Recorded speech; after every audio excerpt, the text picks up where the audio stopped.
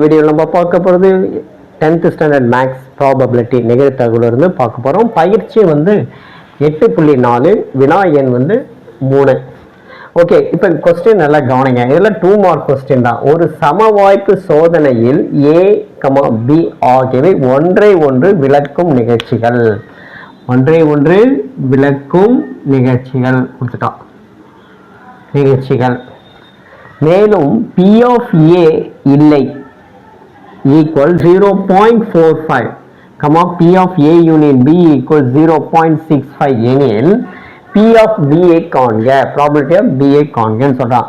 If A and B are two mutually exclusive events, two mutually ஒன்றை ஒன்று விளக்கும் நிகழ்ச்சிகள், event நிகழ்ச்சிகள் of a random experiment and P not A, P not A P of A இல்லை என்றது அர்த்தம். equal 0.45, P of A unit B equal 0.65, then find P of B காண்க.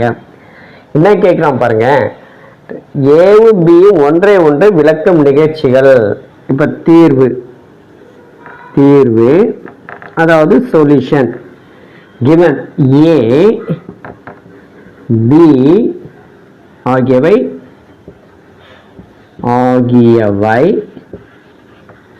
ஒன்றை ஒன்று விளக்கும் நிகழ்ச்சி. ஒன்றை ஒன்று அவனே கொடுத்திருக்கான், அதனால் நம்ம எழுதிக்கிறோம். ஒன்றை ஒன்று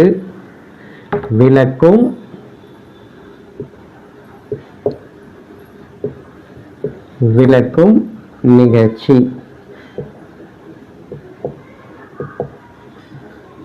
ஆங்கில வழி மாணவர்களாக இருந்தால் A and B are, அது A, B are two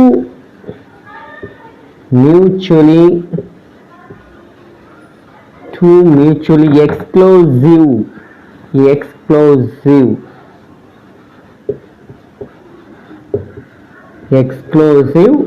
events. Okay, அப்படின்னா ஃபார்முலா என்னன்னா, ஃபார்முலா பாருங்களேன்.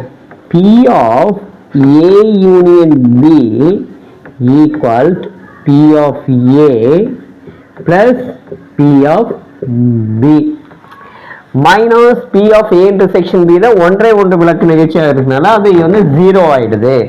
ஓகேங்களா? P of A unit B equal to formula என்ன? P of A unit B equal to P of A plus P of B minus P of A intersection B நம்ம சொல்லுவோம் இல்லையா? ஆனா கணக்குல என்ன கொடுத்துறான்னா, ஒன்றை ஒன்று விளக்கும் நிகழ்ச்சி, ஏவும் பியும் ஒன்றை ஒன்று விளக்க நிகழ்ச்சினால P of A intersection B equal to 0 ஆயிடுது. அதனால அந்த இடத்துல 0 கணக்கு வச்சுக்கிறோம்.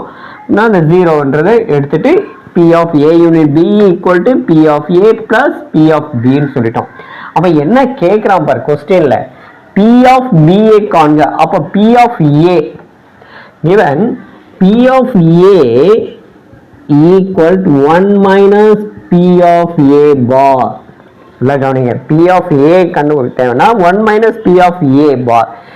A barன்னா அதாவது P of A இல்லைன்றதுனா P of A bar. அப்ப P of இந்த இடத்துல 1 minus 0.45. அப்ப ₹1 45 காசை லெஸ் பண்ணா நமக்கு கிடைக்கிறது என்ன இருக்கு பாருங்க, 0.55. 1 0.45, அதான் 45 காசு, ₹1 வச்சுக்கலாம், 55 காசு. அப்போ 0.55 எதனுடைய மதிப்பு? P of A equal to 0.55. அது எடுத்து இங்க சப்ஸ்டிட் பண்ணுங்க. அப்ப P of A என்ன? 0.55 plus P of B. ஓகேங்களா?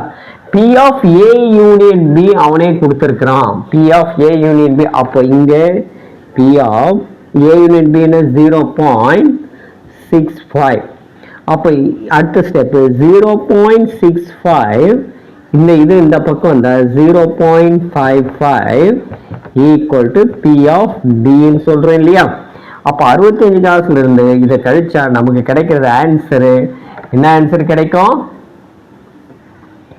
P of B equal 0.10 P of பியோட மதிப்பு 0.10 மதிப்பு தான் ஆன்சர்ப்பா. ஓகேங்களா. பி ஆஃப் பி ஈக்குவல் இது லெஸ் பண்ண என்ன வருது பாருங்க, 65 50 இருக்குன்னா பாயிண்ட்ல போனோம் 0.10 ஈக்குவல் பி ஆஃப் பி.